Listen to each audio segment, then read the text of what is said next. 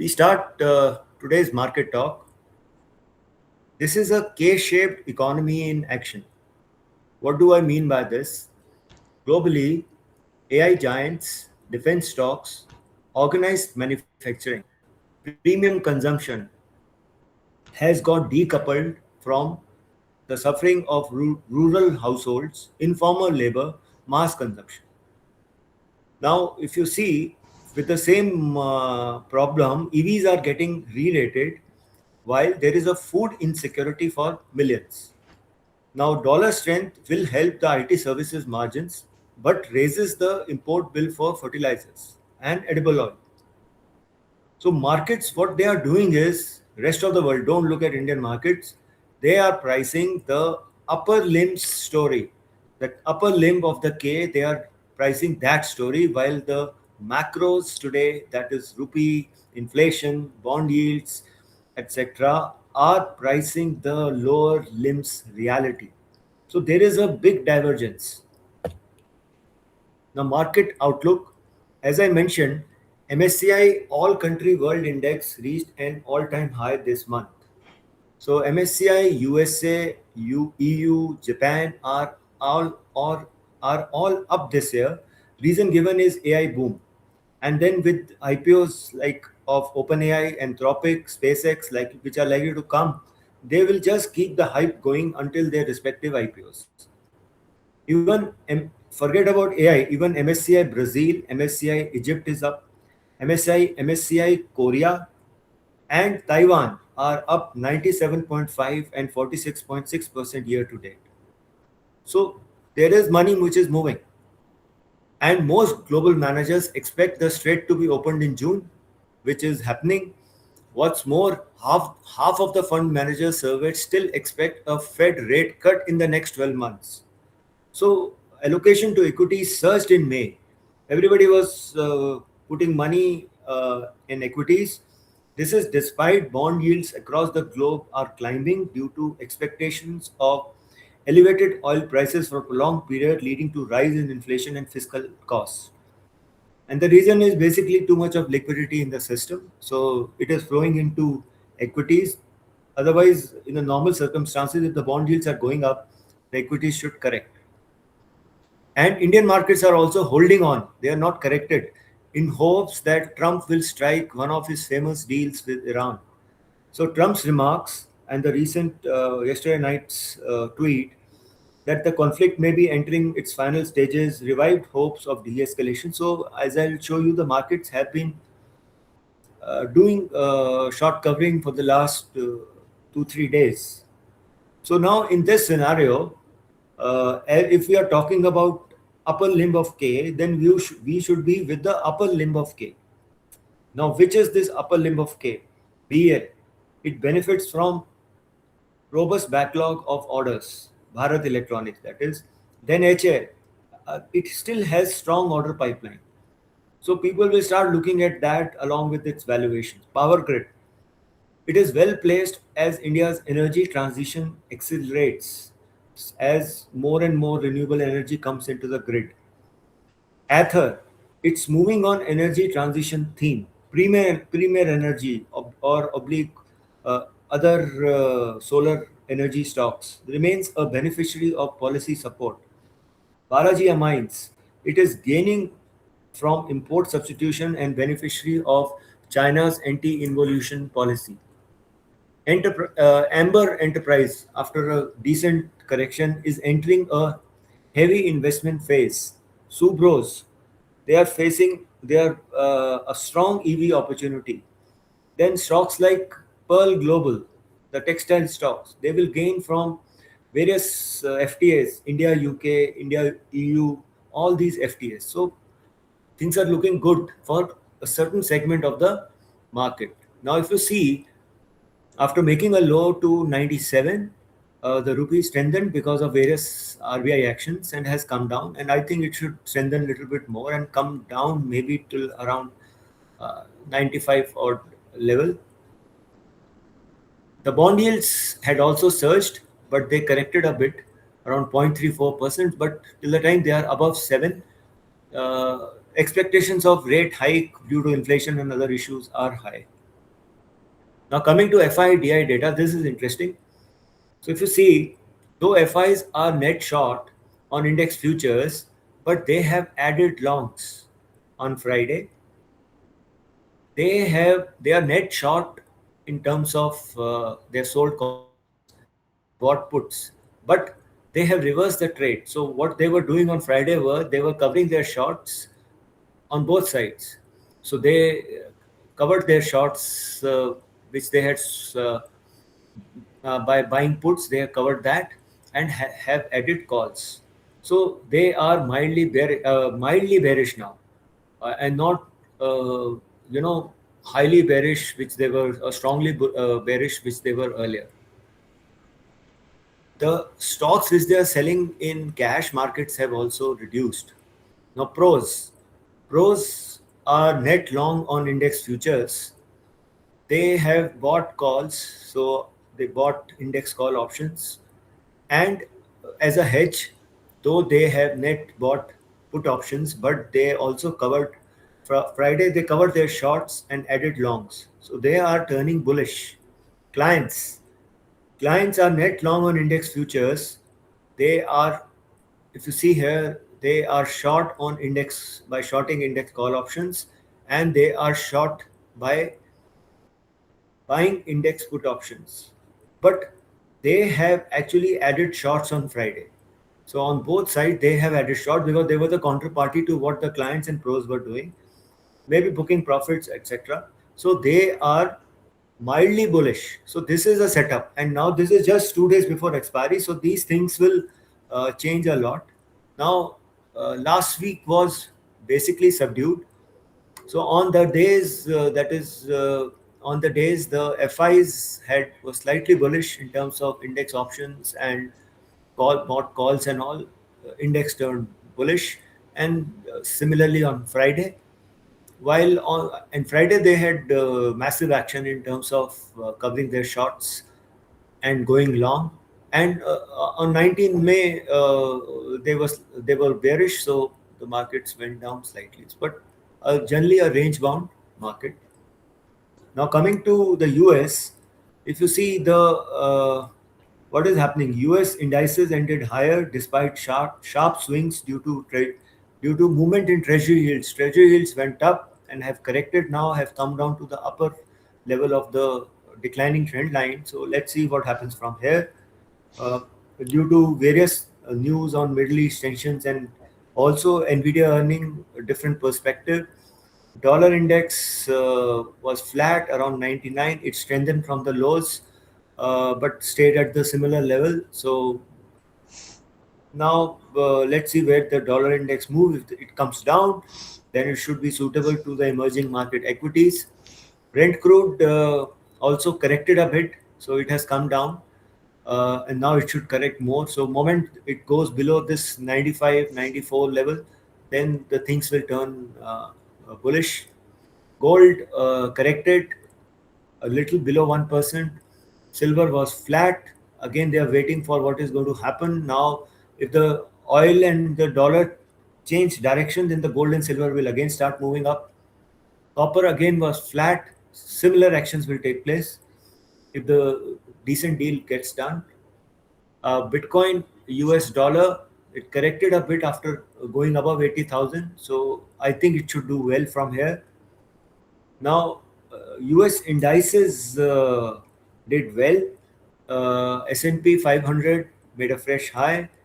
Nasdaq made a fresh high. And Dow Jones also went above 50,000 now this week and has made nearly touched 51,000. So this week the market reacted to the US-Iran negotiations outlook for uh, crude. Yields surged higher as investors reassess the possibility of persistent inflation keeping rates elevated for longer. The sentiment improved midweek as optimism grew around a possible temporary ceasefire framework. Markets and yields adjusted to arrival of Kevin Walsh as Fed chairman because he gave certain good statements. Basically, what they are talking about is they are not bothered that much of about inflation till the time there is growth. So they are going to support growth. Coming to India, India VIX came down roughly 5%, which was positive, and that brought the volatility down. And that you can see yourself, the markets were range bound. So if you see Nifty weekly, it's a small bodied green candle with shadows on both sides, reflecting indecisiveness among market participants. So I think it should take out this 23,800 easily with gap up, and may try this high of 24,600 in the next this week, or maybe after that. So if you see the daily chart of Nifty, there was this gap. The anticipation was that this gap up to 23,150 will get filled, but it didn't get filled. So market made, if you see here, on this week, 5 days action, market made higher lows every day, though it couldn't breach this 23,800 level, 23,850 level decisively. So this is the pause which is there.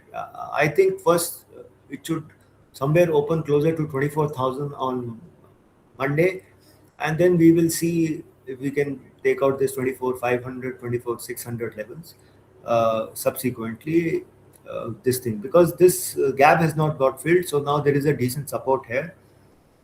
Uh, so, but because of heavy volatility, all sessions Nifty either opened gap up or gap down. And now what is happening is all these moving averages have become flat.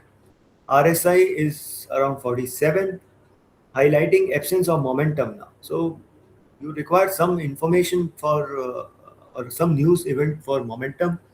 So resistance which was there at around 24, 23,850, 23,900 will get taken out, and that should become a support now.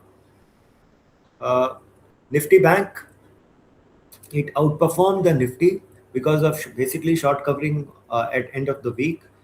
Base is somewhere closer to 53,000, this level. And if you see the daily chart, RSI is again showing indecisiveness, sideways trend. Now, again, it touched the lower end of the gap and then bounced from there. And first resistance should be this level of 54, 300 or 350. And once this, it takes it out up to 54, 54, 350. Once it takes it out, it can head to this 55,000 plus levels. So we will see how it plays out. Mid caps bounced back. They were up 1.5%, so the broader markets were doing well. Similarly, with small caps, they generally tested the 20 EMA and bounced back. So I think this structure of the market should do well. HDFC Bank subdued, making, if you see here, constantly making lower highs and lower lows. So it requires a decent amount of short covering to take out this resistance which is there at this. Firstly, resistance is there at 810, 820 level, and then beyond that 830. Moment it will take out 830, then you will see a big short covering which should take place along with Nifty Bank. Reliance is taking support.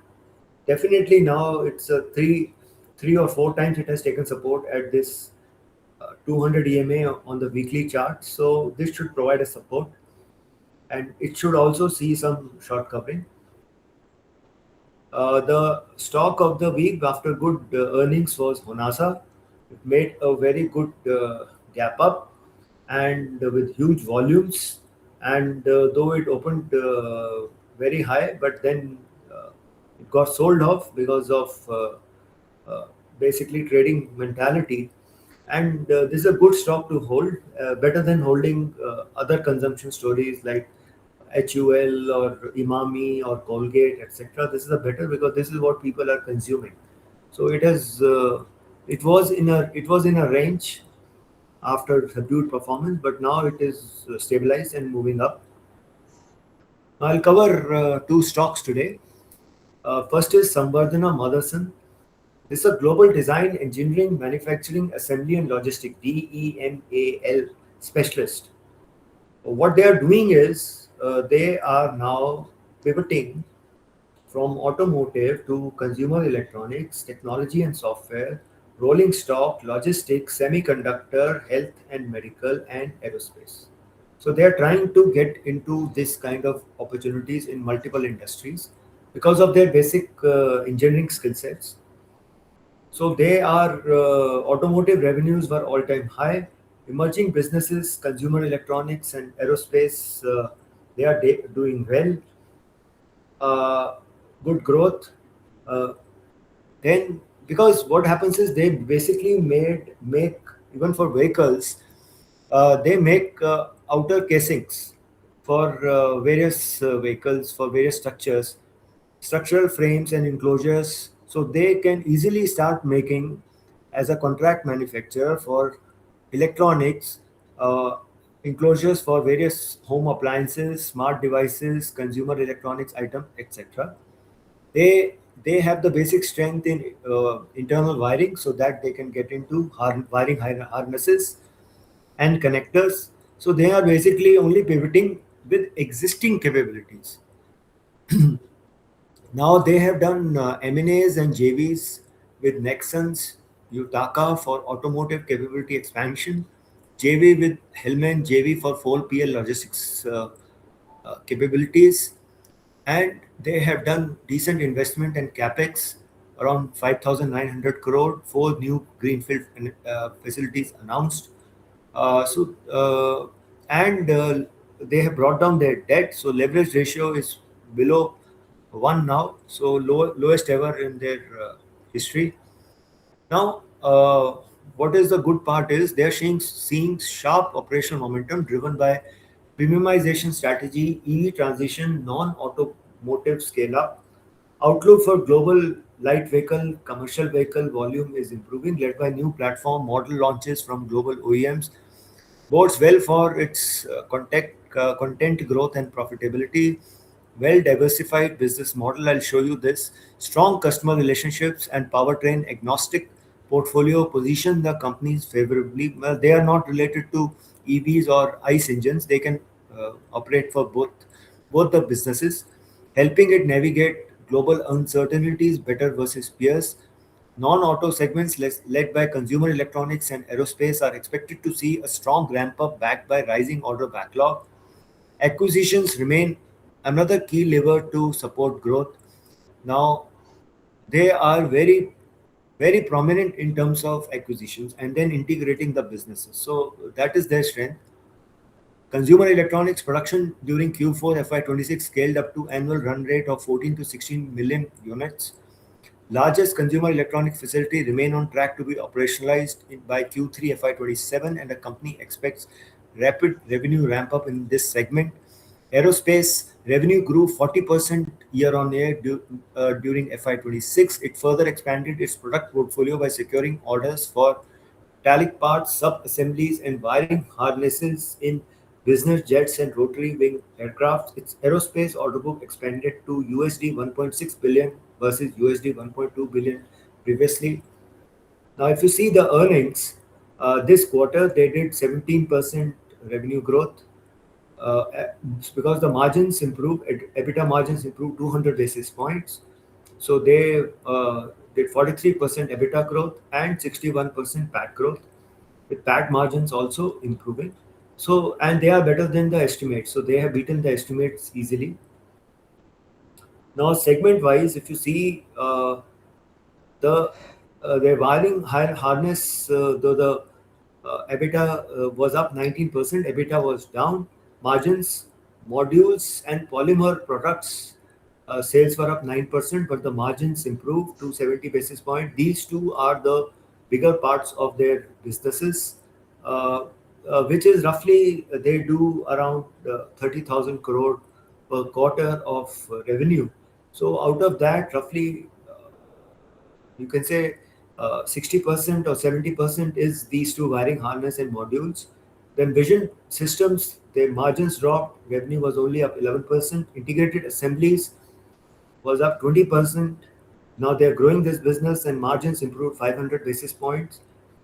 And then emerging consumer electronics and aerospace, the revenues grew nearly 60% and margins improved 240 basis points. So what they are doing is they are pivoting to businesses where the margins are higher so that they can leverage their present capabilities into higher margin businesses.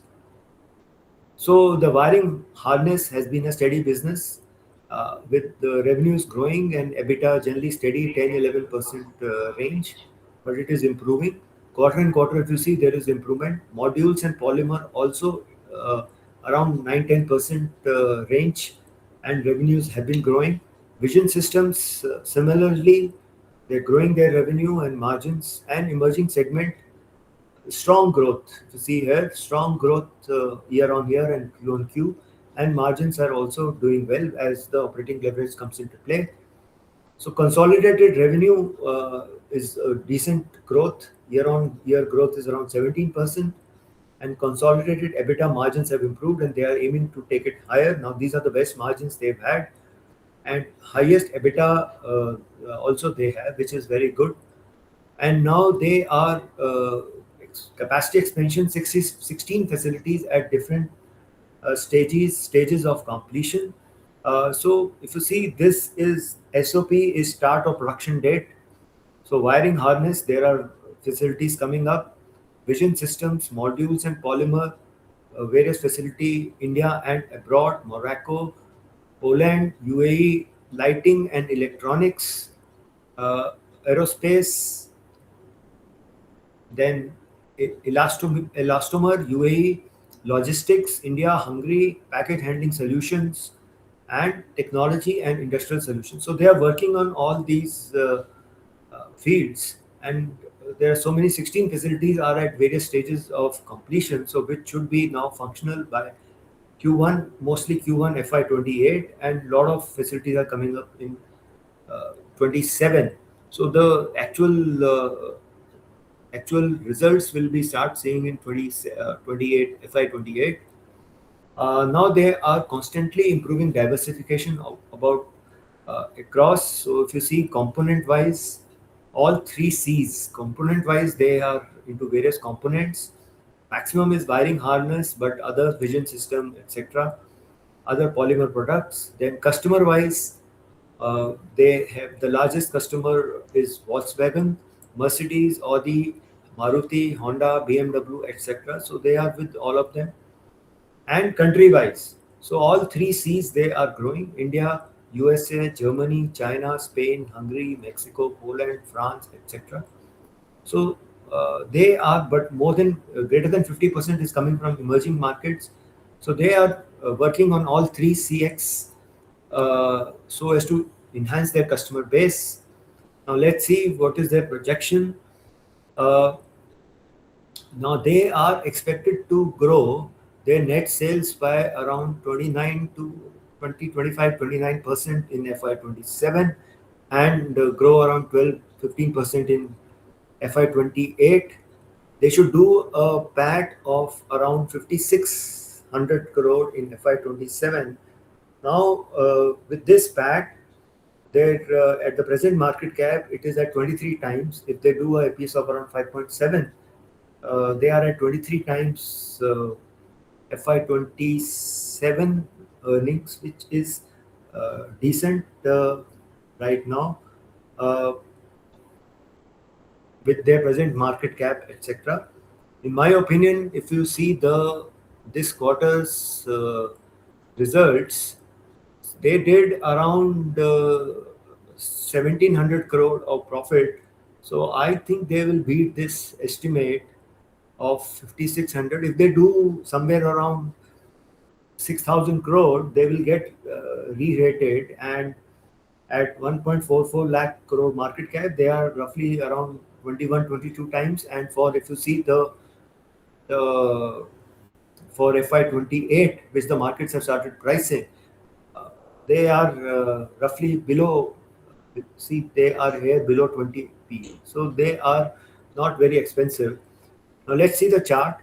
This is a weekly chart, so they have made a very good cup and handle formation.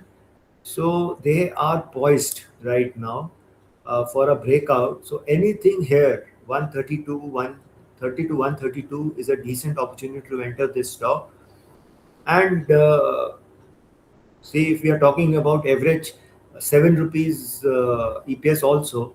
So it can easily trade 25 times. So 25 times easily makes it to the range of 160, 170, considering all the issue. And then because they're exporting auto components, so that part is good, because that after the deal with the USA is done, so that should also help them. Now the other stock is Sansera Engineering. Primary business model relies on high-value complex forging and CNC precision machining processes, positioning it uniquely across high-barrier sectors. They are also doing a shift from pure auto ICE internal combustion engine component maker to an advanced deep tech player in aerospace, defense, and semiconductors (ADS). So they are pivoting again. Reported its highest ever quarterly EBITDA margin of 19.3% in Q4 FY26, up 306 basis point year on year, driven by favorable product mix, higher ADS contribution, and operating leverage.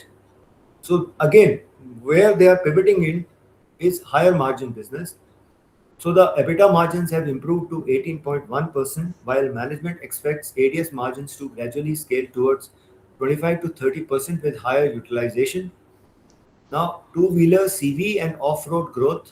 So the domestic two-wheeler business continues to witness healthy demand across both ICE and EV platforms. The company commissioned its second Pantnagar plant and expanded crankshaft capacities for new OEM programs. The CV segment also remains strong, supported by key customers like Daimler and Volvo Eicher, along with improving contribution from Sweden operations. They have a plant in Sweden, while agriculture and off-road demand trends remain encouraging. ADS business, that is aerospace, defense, and semiconductor, emerged as the primary growth engine. Annual ADS segment revenues climbed to 315 odd crore, but it's not a very big part. They are roughly doing around 3,500 to 4,000 crore of a business in a year.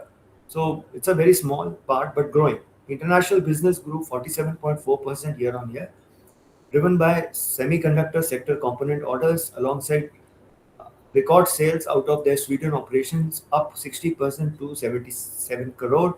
The current order book peak annual revenue potential for signed new business stands at 1919.4 crore, around 1900 crore. Crucially, the unexecuted ADS backlog sits at monumental 4463.8 crore. Roughly 4,400 crore is the an unexecuted ADS backlog, which they are expected to do over 3 4 years. As of March 26, growth driven by rising semiconductor demand linked to AI-led data center expansion and increasing penetration into high complexity aerospace machining programs. Expectations of a softer H2 FY27. This one should be careful, driven by high base in H2 FY26 and a continued cross pressure across steel, aluminum, energy, tooling, consumables, and freight. So keep your expectations low. Now, what they did was they did around 27.8% revenue growth. Then EBITDA grew 51.9%, margins improved by 300 basis point, and PAT nearly doubled. So this is the reason the stock is in strong momentum. If you see here, they have increased their international business. So from last year, where the international business was 33% and Indians was around 67, it has now increased. International business has increased to 38% and basically in Europe. So they are increasing their business to Europe. Now, if you see the sales mix, majority is auto ICE, two wheelers, and others, and then it is auto tech agnostic portfolio. Then XEV is basically also includes EV and hybrids. So they are working on both and non-auto components, which they are improving now regularly. So it has now come to around a level of 170 odd crore per month, per year, per quarter now. So they are improving that, and sales contribution primarily it is auto ICE, then it's XCV, tech agnostic, and non-auto. So they are trying to improve that because of higher margins, geographical mix, as I told you. primarily India and Europe.